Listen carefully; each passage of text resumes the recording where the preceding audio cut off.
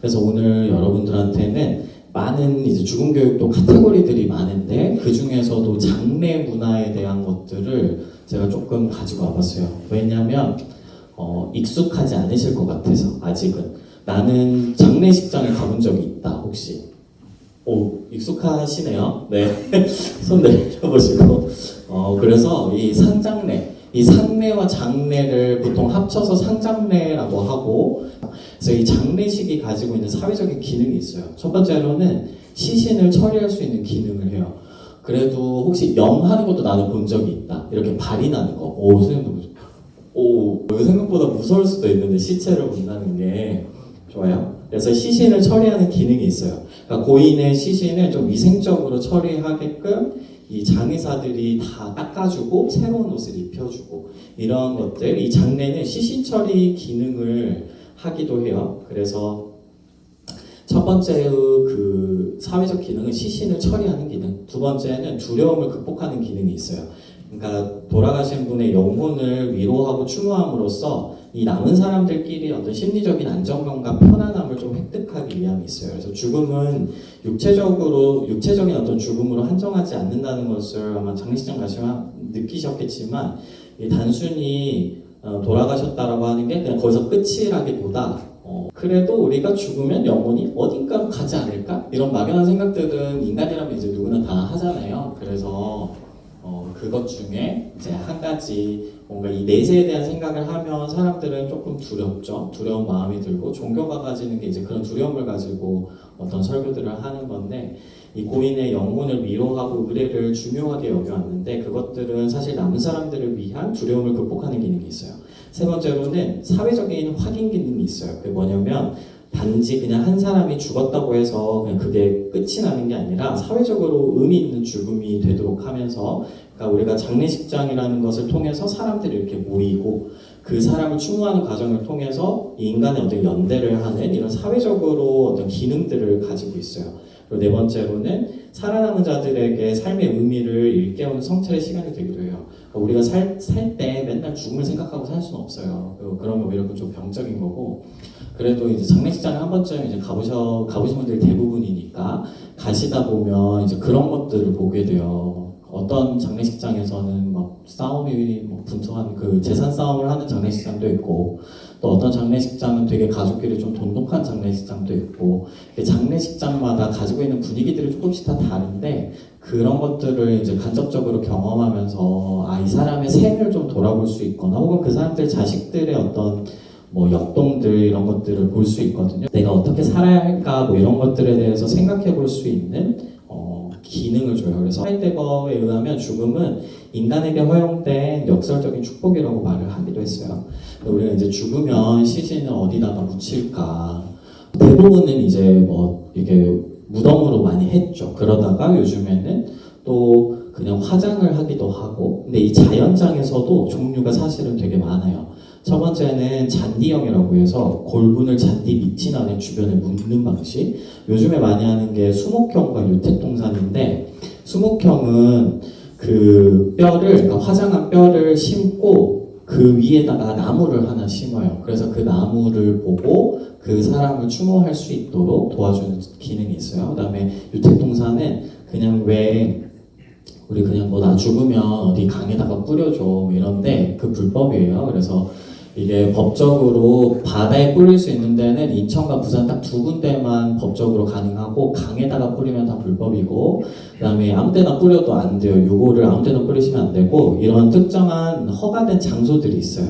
그런 곳에다가 뿌리는 것도 있고 화초 밑에다가 묻는 화초형 이렇게 자연장의 유형도 여러 개가 있고 요즘에는 좀 이색 장례식이라고 해서 어떤 것들이 일본에서 최근에 있었냐면 살아있을 때 장례식을 하는 거예요. 나는 아직 안 죽었는데 마치 생일 파티 하듯이 죽고 나서 내가 없을 때 장례식 하지 말고 내가 살아있을 때 장례식을 하자 해가지고 실제로 살아있는 할아버지가 이렇게 앉아있고 장례식을 이렇게 해요. 그래서 어떤 음악을 틀고 어떤 사람들을 초대하고 어떤 음식을 먹고 이거를 자기가 선택하는 거예요.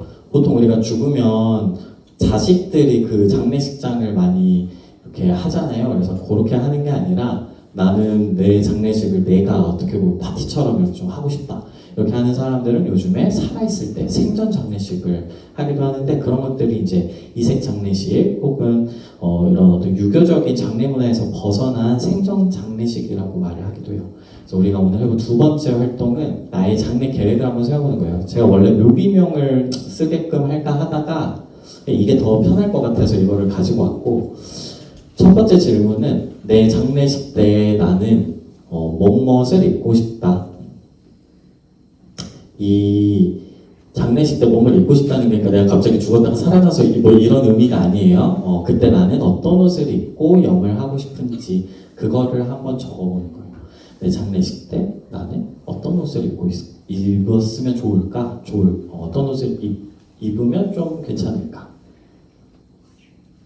그리고 두 번째는 내 시신을 어떻게 했으면 좋겠는지. 우리 아까 뭐 묻는 것도 종류가 많다고 했어요. 수목형도 있고, 뭐 화초형도 있고, 유택동산에 뿌리는 것도 있고, 바다에다가 뿌리는 것도 있고, 아니면 무덤을 하는 것도 있고, 납골당에다가 하는 것도 있고, 어쨌건 내 시신을 어떻게 했으면 좋겠는지 그거를 한번 적어보세요.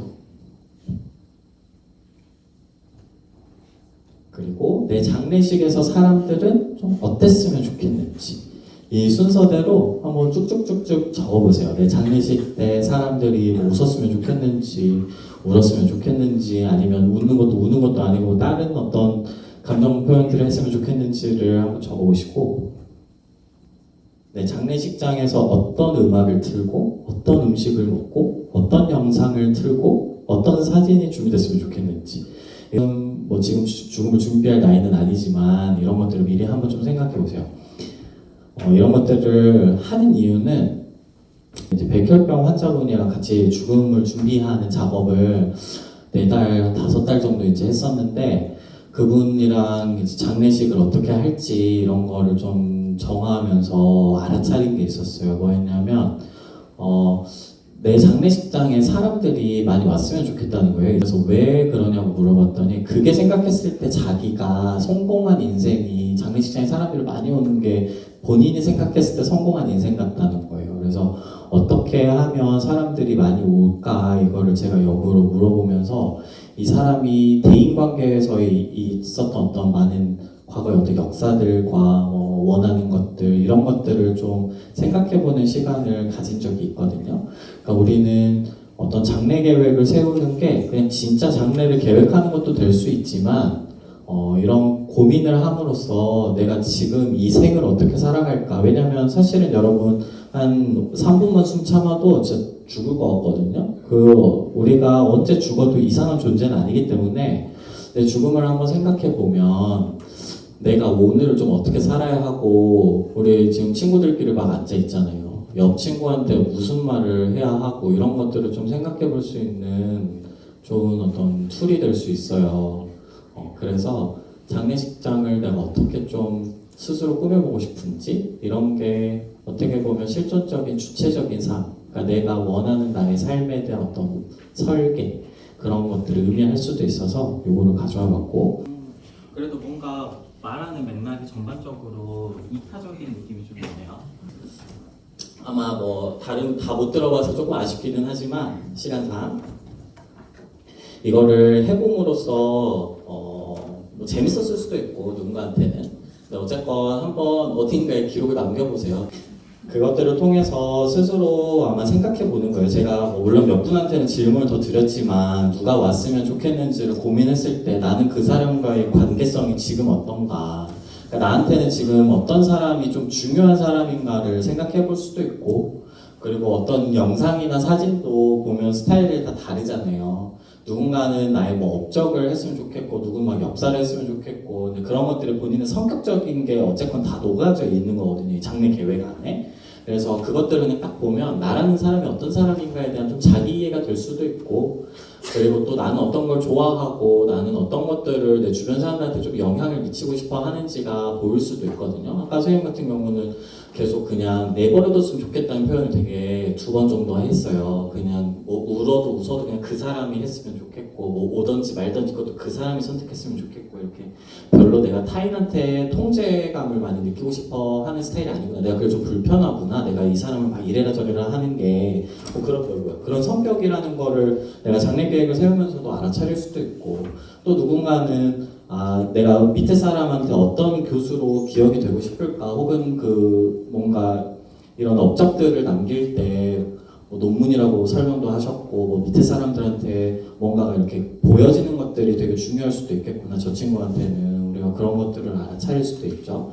이렇게 죽음을 생각한다는 건 그냥 단순히 진짜 죽음을 생각하는 게 아니라 지금의 내 삶에서 내가 어떤 것들을 중요하게 여기고 어떻게 살아가야 할지를 좀 알려주는 그런 방향성을 가지는 작업이거든요. 그래서 이 죽음학의 명제는 사실 되게 간단해요.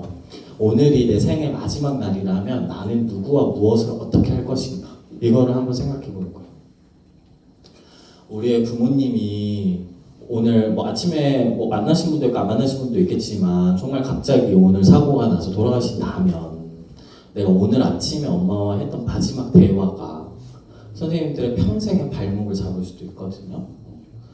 그래서 우리가 뭔가 세월호 참사를 포함해서 뭔가 지하철 참사 이런 것들, 누군가가 죽어가는 어떤 참사 현장에서 부모님과의 어떤 메시지들 이런 게 되게 화두가 되는 이유는 그러한 말들이 언제 우리가 마지막이 될지 모른다는 뜻이기도 해요. 그래서 여러분들이 오늘 이거가 끝나고 부모님들을 이제 다시 만날 때, 물론 그런 마음이 얼마나 올라올지 잘 모르겠지만, 그래도 매일매일이 내 오늘이 마지막인 것처럼 사시다 보면 어떤 것들이 중요하고 내가 어떤 말들을 누구에게 어떻게 해야 하는지를 좀 다시 고민해 볼 수 있는 그런 대표 명제거든요. 그래서 죽음학에서는 이러한 질문들을 통해서 결국에는 내가 그동안 살아오면서 내 삶의 소중함과 가치를 다시 한번 성찰할 수 있도록 삶의 우선순위가 뭔지를 도와줘요. 그래서 생각보다 오늘 끝나고 뭐 하실 거예요? 라고 물어봤을 때 나오는 대답의 리스트업과 오늘의 내 삶의 마지막이라면 뭐 하실 거예요? 라고 하는 그 리스트가 분명히 다를 거거든요. 우리는 살다 보면 좀 급한 일이 있기도 하고 중요한 일이 있기도 해요. 근데 대부분은 중요하지도 급하지도 않은 일들을 많이 하거나 혹은 중요하진 않지만 급한 일들을 처리하면서 살아가거든요. 대부분의 사람들은.